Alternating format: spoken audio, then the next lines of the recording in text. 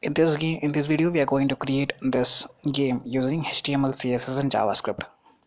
Just by clicking on the board, your car will jump, and you just have to dodge the bullet.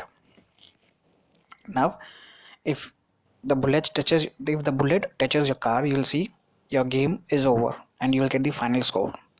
And the car stops, and the background stops, and the bullet stops. Once it's game over. Now you can see again the game is over. I was jumping, but I touched the bullet, so the game got over. Now I leave the source code in the description. So once you download the code, this is how it looks. These are the required files. You need HTML file, CSS file, and one JavaScript file along with 4 or 3 images. Let me open the files in the visual editor. And now if you see, we have 3 images. Let me zoom in a bit.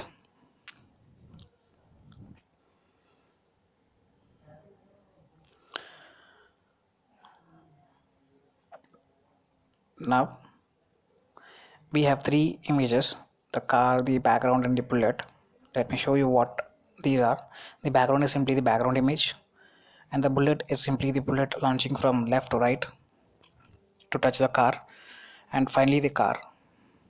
The bullet and the car are in the GIF format, and the background is in the JPEG format. We'll start the script from scratch. So let me remove all the script and start from scratch. But I'll be explaining the style sheet. I won't be going or creating the style sheet, but I will be explaining the style sheet line by line. Fine. Let me show you the required HTML first. Now if you see, we have a div which has an ID board. This div holds the car and the bullet.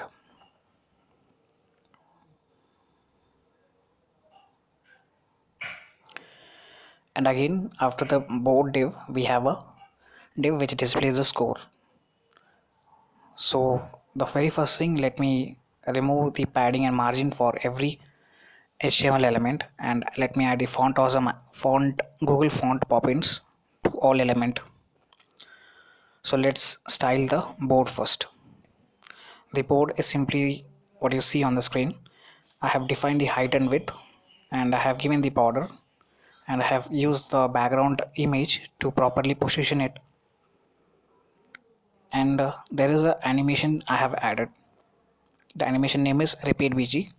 Simply it is going to repeat the background from position 0 to 400 pixel. Why 400 pixel? It is the width of the board. And you can see I have used linear. That's the reason the background is keep on scrolling without any break. Linear and infinite. And now we are going to design this car. I have used the height and width 100%. So it's simply a div, and this div height and width is 100%. And on the background I have added a image. If you see, it says the height and width is 100%, and I have used a background image to position it properly, and I have used a position relative. If I remove it, you'll see the car will be on the top. You have to consider the calculation. We have used the width of the board as the height of the car is 100 pixel, and the width of the board is 400 pixel. Sorry, height of the we need the height, not the width. The height is 300 pixel, and the height of the car is 100 pixel. So the remaining is 200 pixel. So I have used the 200 pixel for the car. Now if you see, your car will be directly touching the bottom of the board. And also I have added the animation, and it is jump car. What it is going to do is it is simply going to jump every time. So let me add this jump car animation to the ID car, and you will see the car will be jumping every time because I have to uncomment this, and if you see the car is going to jump every time because I have added infinite. And this animation I have written it inside a class called animate, and I will add this class animate once I click on the board. So now this is time for the creation of bullet. The height and width the same way I have given the div height and width, and in the background I have used the bullet image. And now we know the bullet width is 200 pixel and the total width of the board is 400 pixel. So 400 minus 20 is simply 380. So that's what I used to the left position relative, and the left is 380 pixel, so that our bullet starts from the extreme left, I mean extreme light, 0 in a sense extreme left, and at 400 pixel it's extreme right. And now you see, and again I have animated and used my move bullet, and it is going to move on an infinite way from right to left, from right 400 pixel to left 0 pixel.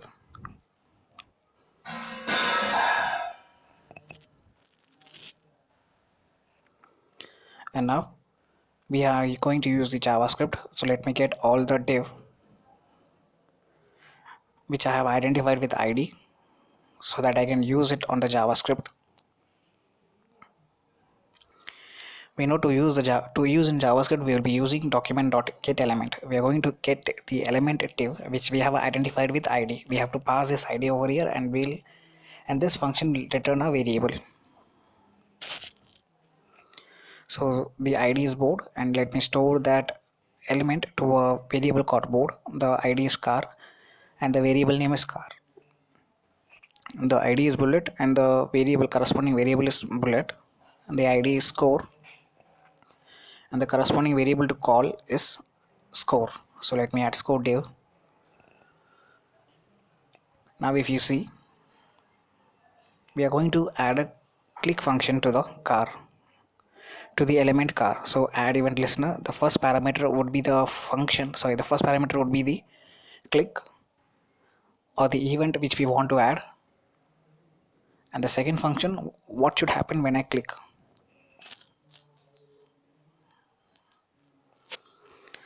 So what we need to do is, on clicking the board,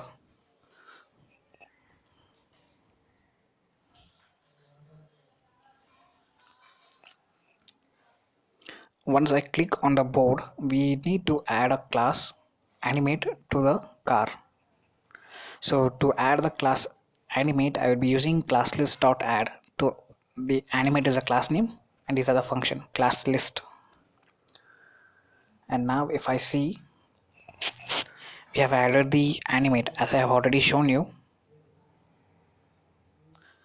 This is the class which will be added when I click on the board.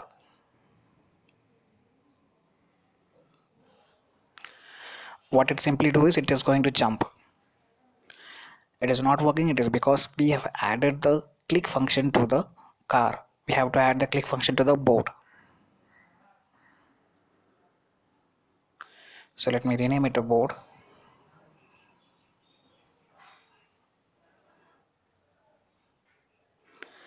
And now once I click on it, the infinite times of animation is occurring. We don't need that. What we need is, after a particular time, which is half second, I want to remove the class. So with the help of setTimeout function, it will accept two parameters. The first one is the function and the second one is the time, or you can say 500 millisecond. So this function will execute after 500 millisecond once the class is added. So that function will simply remove the class animate.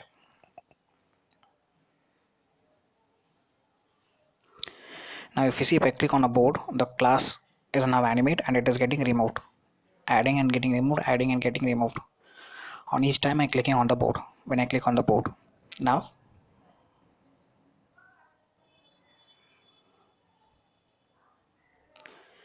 we are going to check whether there is the class animate is present or not. If the animate is not present, then only add the class animate. If the animate class is not present, then only add the class animate. Now you can see the class animate is not present, that's why it is getting added, and that step is optional, but we will have it for safety. Now set the score every 30 millisecond. Again we are going to use the set interval function, and set interval function will trigger a function, and the function we will be writing it in the first parameter, and the second parameter will be the time. So every 30 millisecond this function will get called. So what the function will do? The function will simply increment the score and it will display it on the element score. Now if I refresh it, you will see every 30 millisecond is getting called, and it is keep on incrementing the score variable. Now check if bullet and car are overlapping. Now if you see inside this function, we are again going to do an logic. So you have to understand. Now we are going to get the position of the bullet from left. So it is getting the so the bullet is getting from right to left, from right 400 pixel to left 0 pixel. So we can get it with the help of window dot get computed style is an inbuilt function. You can search it on Google, and we have to pass the variable which is bullet.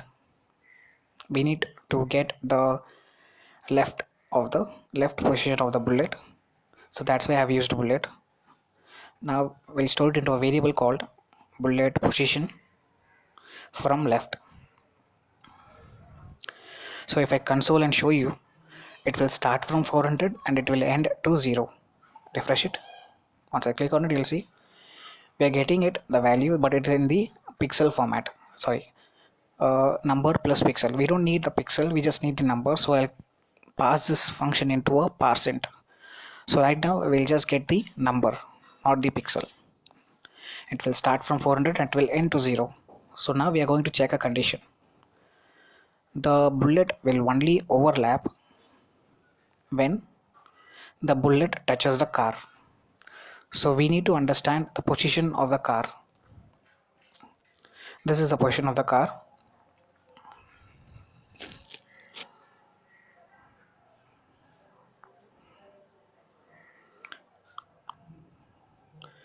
So the position of the car is occupied.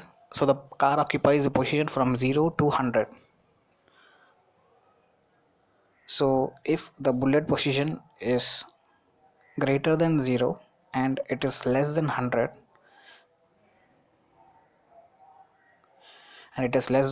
that means the bullet is overlapping the car. So let me console it and show you. So this message will run every time when the bullet touches the car. That means when the bullet is in the position from 0 to 100 pixel. As I have already shown you, the bullet starts from 400 pixel and reaches to 0 pixel. So at the last 100 pixel, from 100 pixel to 0 pixel, there comes a car. So let me remove the hardware, the number value which is getting returned.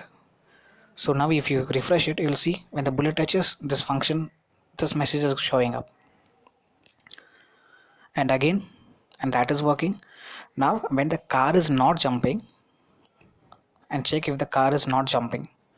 To get the car, whether it is jumping or not, we need to get the position of the car from top. Again the same way, we need to pass, we will be returning the variable called car position from top. So we need to pass the variable called car and we need the top position. And now if I show you the message, when the car is not jumping, that time it is going to return only 200. Why I'm saying it, I'll show you in a minute. If car is not jumping, that means the top is simply the 200 pixel because I have defined it in the CSS. That's why I'm saying it. You'll see we have used position relative along with the top 200 pixels. That means if the car is not jumping, it's in the position 200. Now you can see it's 200. I'm jumping, that's the reason why we are getting different value. Now I'm not jumping, you'll see it is 200. Now if I jump, the value is getting incremented and decremented. And again, we are going to use an AND operator. And if the car is not jumping, that means it's 200. Then show the message.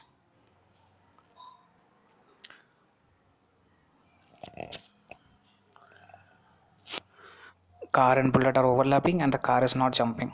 So if I jump, you'll see it is getting, when the bullet touches, we are getting the messages.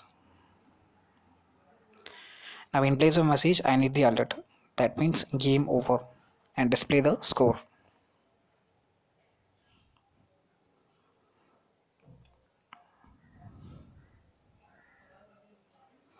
And your final score is just append a variable to the string. Once it touches, you will see there is a gap, so we need to decrease the gap by making it 80. Once the bullet touches the car, we need the alert, we get the alert. And even after the bullet is touching, we are getting the alert and the game is getting run.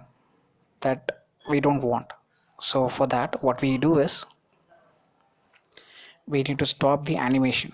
If game over, remove animation from all div. To remove animation from all div, we'll use the CSS property in JavaScript, which is we have a style property. So we know this div is inside the variable board. So style dot animation equal to none. Do this for all the elements because we have added animation to board, to car and bullet. So once the game is over, the animation will stop and you can see the score is getting incremented. We need to change the score text to game over.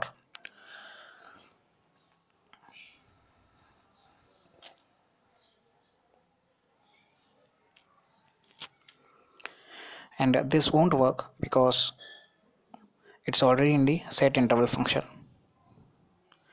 So when the game is over, we need to stop the score. So for that, stop the setInterval function. To stop the setInterval function, we'll store the setInterval function to a variable called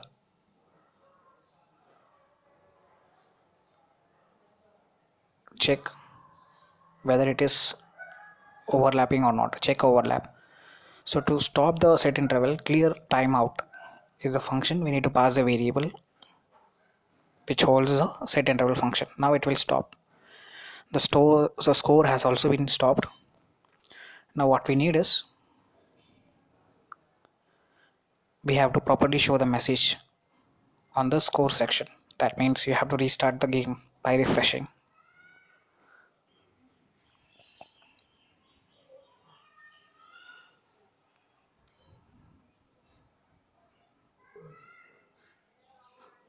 Let me see why I'm not getting the message. Let me paste this above if condition. And now you'll see we're getting the proper message. So the message is in the span tag. We want the message to be displayed on the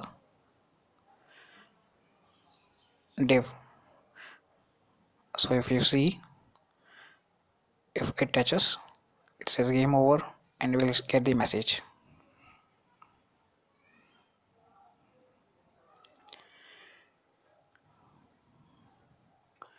And again game over.